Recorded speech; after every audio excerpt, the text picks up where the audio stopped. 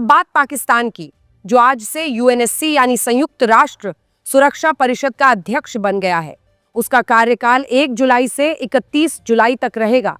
पाकिस्तान ने इसी साल जनवरी में सुरक्षा परिषद के अस्थायी सदस्य के रूप में अपने 2 साल के कार्यकाल की शुरुआत की थी। 2025 की सबसे बड़ी हकीकत यह है कि इंडिया जैसी ताकतवर कंट्री को, जिसने पूरी दुनिया में इज्जत कमाई और इतिहास बनाया, आज उसी इंडिया को उसकी ही सरकार ने ग्लोबल स्टेज पर कमजोर बना दिया है। यूनाइटेड नेशन सिक्योरिटी काउंसिल जैसी सबसे पावरफुल कुर्सी पर आज पाकिस्तान बैठा है, और इंडिया, जिसको मोदी गवर्नमेंट ने हर स्पीच में विश्व गुरु बताया, आज उस टेबल के ही बाहर है, जो पावरलेस, साइडलाइन और तो और अपना नैरेटिव तक नहीं रख पा रहा। यह किसी दुश्मन का नहीं, बल्कि खुद मोदी सरकार की लगातार चल रही गलत फॉरेन पॉलिसी का रिजल्ट है। पाकिस्तान, जिसे हर मंच पर आइसोलेट करने की बात होती थी, आज यूएनएससी की एजेंडा सेटिंग पावर लेकर सीधे इंडिया के खिलाफ चाले चल रहा है। इसी सेशन में वो कश्मीर और इजराइल फिलिस्तीन का विवाद भी उठा सकता है। इसी बहाने पाकिस्तान कश्मीर पर अपना एजेंडा चला सकता है। वो कह सकता है कि कश्मीर का मुद्दा अनसुलझा है, इसी वजह से वहां पहलगाम का हमला हुआ। इसी बहाने पाकिस्तान को गाजा के नाम पर भी अपना एजेंडा चलाने का मौका मिल जाएगा। कुल मिलाकर अगले 1 महीने के लिए यूएनएससी में भारत की डिप्लोमेसी की असली परीक्षा होगी। भारत इस काउंसिल में अंदर नहीं, बाहर है। यही है आज की सच्चाई। इंडिया डिजर्व्स रिस्पेक्ट, लेकिन मोदी गवर्नमेंट की नाकामी ने हमें वर्ल्ड पॉलिटिक्स में स्पेक्टेटर बना दिया।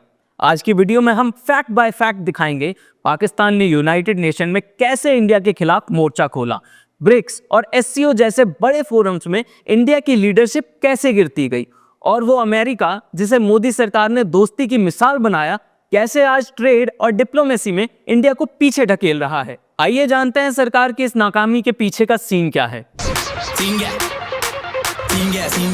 साल 2025 और जुलाई का महीना, और पाकिस्तान यूएनएससी का प्रेसिडेंट बनकर पूरी दुनिया का डिप्लोमेटिक एजेंडा अपने हाथ में ले चुका है। यूएन के ऑफिशियल रिकॉर्ड साफ दिखाते हैं कि कश्मीर, पैलेस्टाइन और साउथ एशिया के मुद्दे अब पाकिस्तान की मर्जी से उठ रहे हैं।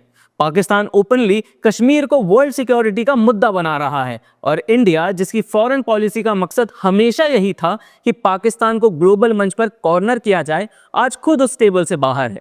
मोदी सरकार ने हर साल यूएन में स्पीचेस दी, परमानेंट सीट का सपना दिखाया। जब हम मजबूत थे तो दुनिया को कभी सताया नहीं, जब हम मजबूर थे तो दुनिया पर कभी बोझ नहीं बने। अध्यक्ष महोदय, जिस देश में हो रहे परिवर्तनों का प्रभाव दुनिया के बहुत बड़े हिस्से पर पड़ता है, उस देश को आखिर कब तक इंतजार करना पड़ेगा। लेकिन रियलिटी ये है कि 2022 के बाद से इंडिया यूएनएससी की मेंबर लिस्ट तक में नहीं आया है। मोदी गवर्नमेंट ने अप्रैल 2025 में इंडस वाटर ट्रीटी सस्पेंड करने का ऐलान किया। देश में इसे बहुत बोल्ड और नेशनलिस्ट मूव बताया गया। The Indus Waters Treaty of 1960 will be held in abeyance with immediate effect until Pakistan credibly and irrevocably abjures its support for cross-border terrorism. लेकिन बाहर क्या हुआ? पाकिस्तान तुरंत वर्ल्ड बैंक और परमानेंट कोर्ट ऑफ आर्बिट्रेशन में गया और वहां इंडिया की यूनिलेटरल एक्शन को ओपनली चैलेंज किया। वर्ल्ड बैंक की स्टेटमेंट में लिखा गया, India's unilateral action under scrutiny at the international level. एक भी बड़ा एलाई इंडिया के साथ नहीं आया। ग्लोबल फोरम पर इंडिया अकेला पड़ गया और पाकिस्तान ने इसका पूरा डिप्लोमेटिक फायदा उठाया। इसी साल मई के महीने में इंडिया ने पाकिस्तान पर ऑपरेशन सिंदूर लॉन्च किया। डोमेस्टिक मीडिया में इसे एक और सर्जिकल स्ट्राइक बताया गया, लेकिन वर्ल्ड रिएक्शन कोल्ड रहा। इजराइल को छोड़कर किसी भी देश ने इंडिया का साथ नहीं दिया। फ्रांस, यूके, जापान, चाइना, सबने वही पुरानी लाइन दोहराई, रिस्ट्रेन एंड डायलॉग। अमेरिका, जिसे मोदी सरकार स्ट्रेटेजिक पार्टनर कहती थी, उसने उल्टा मीडिएशन की पेशकश कर दी। यानी भारत की 75 साल की विदेश नीति ही उलट गई। जो भारत हमेशा तीसरे पक्ष की मध्यस्थता को सिरे से खारिज करता रहा है, अब उसी के मुद्दे पर मध्यस्थता की बात होने लगी। I don't want to say I did, but I sure as hell helped settle the problem between Pakistan and India last week. US President Donald Trump was referring to having diffused the escalating conflict between India and Pakistan in early May. Gulf countries ने भी पाकिस्तान के favour में visa rules soft कर दिए। Russia ने पाकिस्तान के साथ defence deal sign कर ली। 2025 की सच्चाई यही है कि इंटरनेशनल फोरम पर इंडिया अपने दम पर नहीं, सिर्फ स्लोगन्स के भरोसे रह गया है। मोदी गवर्नमेंट ने ब्रिक्स को हमेशा इंडिया के लिए गेम चेंजर की तरह पेश किया है। बोलते रहे हैं कि इंडिया वेस्ट के दबाव से आज़ाद हो जाएगा। अब असली ग्लोबल बैलेंस इंडिया के हाथ में है, लेकिन ग्राउंड रियलिटी ये है कि ब्रिक्स का पूरा स्ट्रक्चर ही बिखर चुका है। इस साल 11 देशों का ग्रुप हो गया, लेकिन अंदर यूनिटी नहीं बची। अप्रैल 2025 में फॉरेन मिनिस्टर्स की मीटिंग हुई। वहां हालात इतने खराब थे कि एक बेसिक जॉइंट स्टेटमेंट भी नहीं बन पाया। हर मेंबर कंट्री अपनी अपनी लड़ाई और अपने हित साधने में लगी रही। कोई चाइना का एजेंडा चला रहा था, कोई रशिया की तरफ खिंच गया, बाकी बस सिंबॉलिक दिखावे में लगे रहे। इंडिया जो खुद को लीडरशिप में देखना चाहता था, उसको बार बार किनारे कर दिया गया। ब्रिक्स का असली मकसद क्या था? वेस्ट के इकोनॉमिक कंट्रोल को चैलेंज करना, ऑल्टरनेटिव फाइनेंशियल सिस्टम बनाना, ग्लोबल साउथ की आवाज बनना।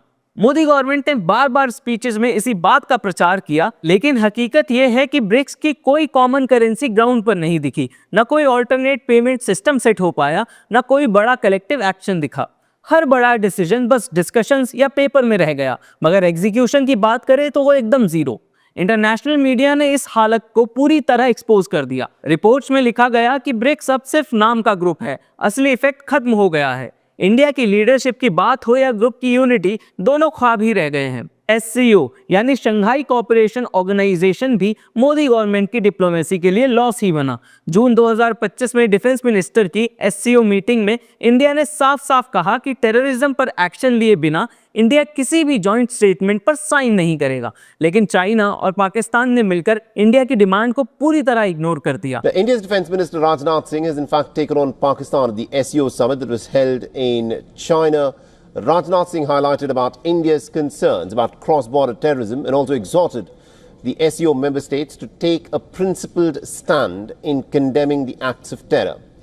Launching a scathing attack on Pakistan, Rajnath Singh said that some countries use cross-border terror as an instrument of state policy and they provide shelters to terrorists. He also refused to sign the SCO joint declaration, which would have diluted India's stance on terror. Final statement में India की बात का कोई mention तक नहीं आया। India को सिर्फ एक प्रेस स्टेटमेंट में अपनी नाराजगी दिखाने का मौका मिला, ग्रुप में कोई असली समर्थन नहीं मिला। SCO की मीटिंग्स में अब इंडिया की स्ट्रैटेजिक बातों को खास तवज्जो नहीं दी जाती और चाइना रशिया का डोमिनेंस साफ दिखता है। सेंट्रल एशिया के देशों के अपने इश्यूज हैं और इंडिया सिर्फ एक नाम है, डिसीजन मेकर नहीं। ब्रिक्स और SCO में इंडिया का हाल आपने देख ही लिया, लेकिन कहानी यहीं खत्म नहीं होती। असली टेस्ट तो तब आया जब दुनिया की सबसे बड़ी ताकत अमेरिका ने अपना असली रंग दिखाया। यहीं पर मोदी गवर्नमेंट की विदेश नीति की सबसे बड़ी सच्चाई सामने आ गई। 2025 में जिस अमेरिका को मोदी सरकार ने हर जगह इंडिया का बेस्ट फ्रेंड और नेचुरल एलाई बताया, उसी ने इंडिया के लिए दरवाजे बंद कर दिए। मोदी गवर्नमेंट स्पीचेस में कहती रही कि US India relations historic high पर हैं, लेकिन रियलिटी बिल्कुल उल्टी निकली। साल की शुरुआत में ही ट्रंप ने इंडिया के लिए साफ मैसेज भेज दिया, अब बिजनेस आसान नहीं होगा। India, very, very tough, very, very tough. Prime Minister just left, and he's a great friend of mine, but I said, you're a friend of mine, but you're not treating us right. They charge us 52%. You have to understand, we charge them almost nothing for years and years and decades. Steel, automobile, agriculture जैसे बड़े Indian exports पर America ने 26% तक के भारी tariffs लगा दिए। White house की तरफ से सीधा बयान आया, India must open its market and reduce barriers. यानी अमेरिका ने खुलकर अपने इंटरेस्ट को सबसे ऊपर रखा और इंडिया को मजबूरी में रूल्स मानने पड़े। मोदी गवर्नमेंट सिर्फ देखती रह गई। असल चौंकाने वाला मोड़ आया इंडो पाक क्राइसिस के बाद। इंडिया ने पाकिस्तान में ऑपरेशन सिंदूर किया। पूरी उम्मीद थी कि अमेरिका खुलकर इंडिया के साथ खड़ा होगा। ट्रंप एडमिनिस्ट्रेशन का रिएक्शन बिल्कुल पोल्ड था। व्हाइट हाउस से बयान आया, it's a shame. It's a shame. We just heard about it just as we were walking in the doors of the Oval. Just heard about it. I guess people knew something was going to happen based on a little bit of the past. They've been fighting for a long time. You know, they've been fighting for many, many decades and centuries, actually, if you really think about it. No, I just hope it ends very quick. America ने openly India पर cease fire के लिए जोर डाला और ये साफ हो गया कि मोदी सरकार की स्ट्रैटेजिक पार्टनरशिप की सारी बातें स्पीचेस तक थी। क्राइसिस के वक्त इंडिया अकेला पड़ गया। अब सवाल स्ट्रैटेजिक ऑटोनॉमी का है। मोदी गवर्नमेंट ने बार बार बोला कि इंडिया किसी एक ब्लॉक में नहीं जाएगा, सबके साथ रिश्ते बनाएगा। लेकिन 2025 में ये साफ हो गया कि ना अमेरिका दोस्त है, ना रशिया, ना चाइना, ना गल्फ। तो अब सवाल ये है कि इन सारी डिप्लोमेटिक नाकामियों का असली असर इंडिया पर क्या पड़ा। सबसे पहली चीज जो बदली वो थी इंडिया की क्रेडिबिलिटी। अब जब दुनिया के बड़े डिसीजंस लिए जाते हैं, चाहे वो ट्रेड हो, क्लाइमेट चेंज, डिफेंस डील या टेक्नोलॉजी शेयरिंग, इंडिया को उतनी सीरियसली नहीं लिया जा रहा जितना खुद मोदी सरकार ने बार बार दावा किया था।